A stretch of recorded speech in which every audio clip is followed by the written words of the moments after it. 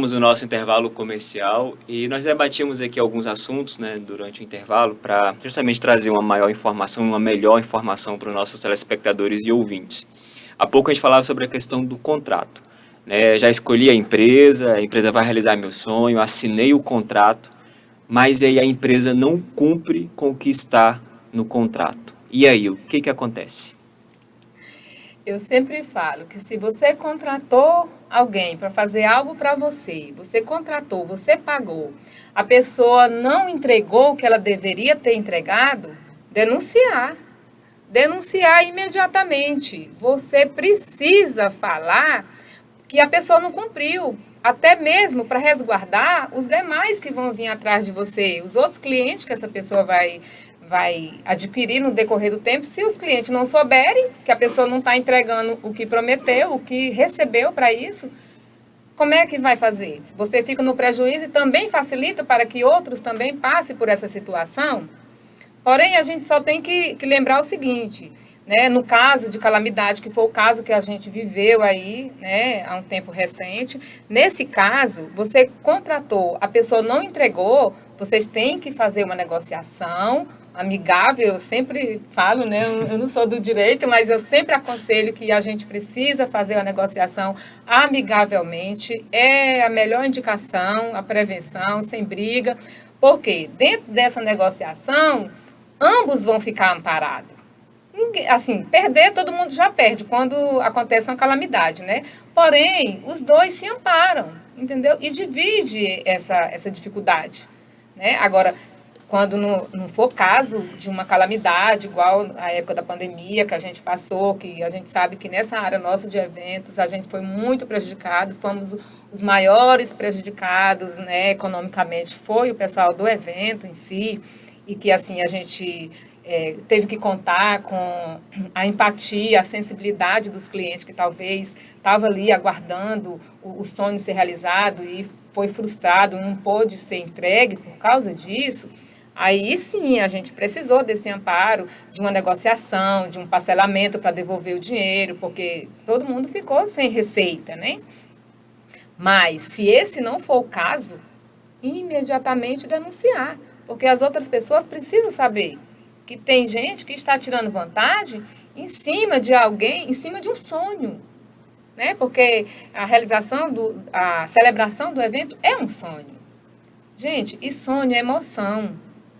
Emoção é vida, é a mente, mexe com a mente da pessoa. Então, assim, as pessoas precisam ter realmente responsabilidade sobre isso. Doutor, eu já vejo aqui três cenários, porque a gente do direito, a gente trabalha sempre em cima do caso concreto, né? Mas vamos ver três cenários aqui hipotéticos, né? Um é o caso de pandemia, que o conselho que eu dou é observe a normativa a ser lançada, porque geralmente vai ter uma normativa que vai ser lançada para aquele período ou até um ano após aquele período, que vai dizer o seguinte: olha, a empresa não vai ser obrigada a devolver, né, porque ela tem que se sustentar nesse período.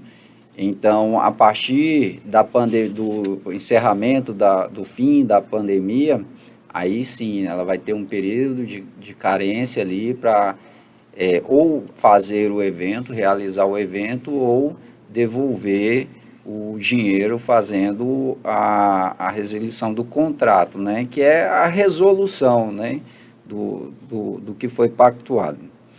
O outro cenário é quando eu ainda tenho contato com a empresa, mas a empresa se nega a fazer um determinado serviço porque não foi avançado no contrato.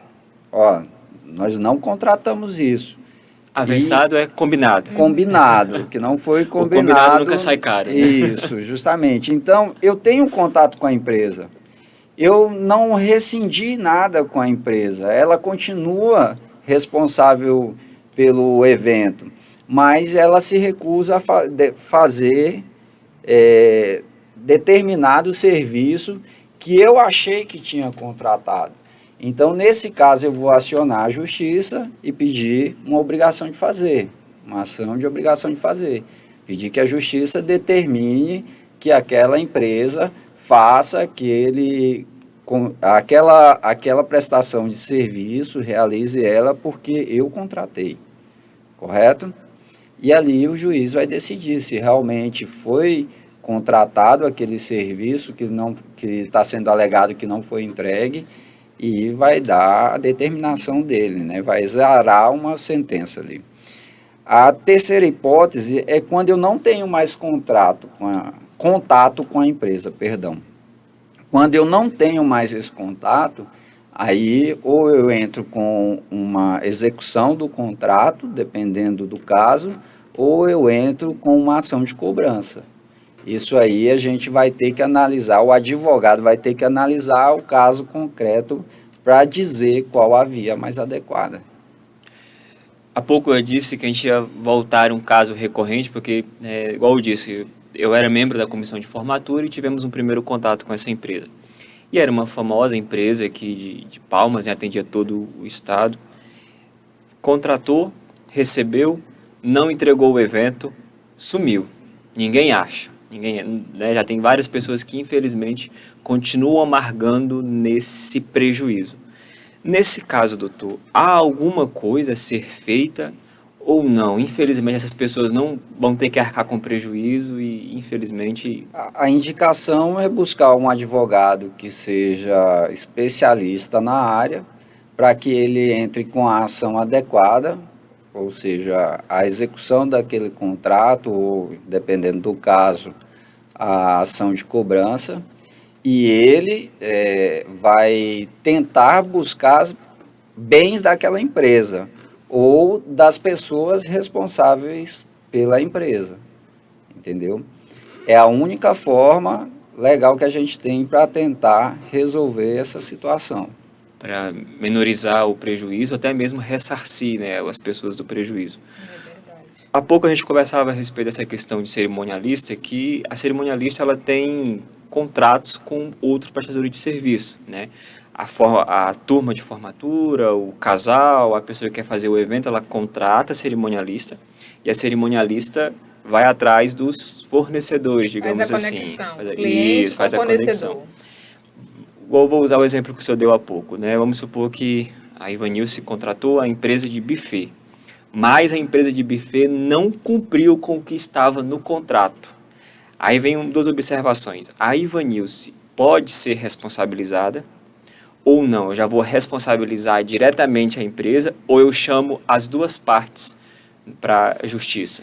Isso aí vai depender do seu contrato assinado lá atrás. Vou dizer o que a gente fez na minha formatura, dando também exemplo do que eu disse lá atrás.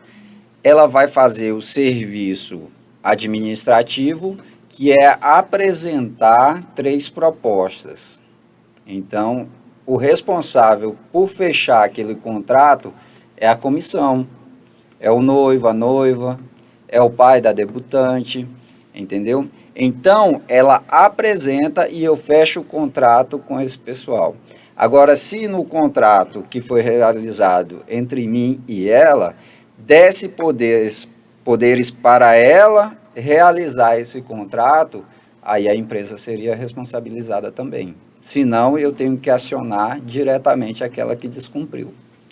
Há uma outra coisa também que eu acho que é muito importante debater nessa questão de responsabilidade, que nós estamos debatendo agora nesse bloco, é com relação especificamente à comissão de formatura.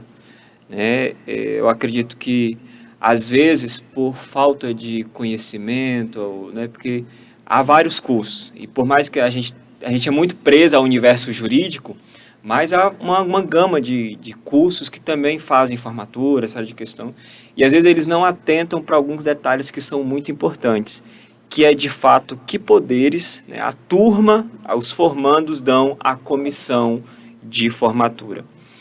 Na sua experiência, Ivonilce, o que você acredita que a turma tem que observar na hora de conceder esses poderes à comissão? Olha, essa questão aí é uma questão que eu sempre... Às vezes, quando a turma de comissão chega lá no escritório, ou às vezes nem formou comissão ainda, eu gosto muito de enfatizar essa parte.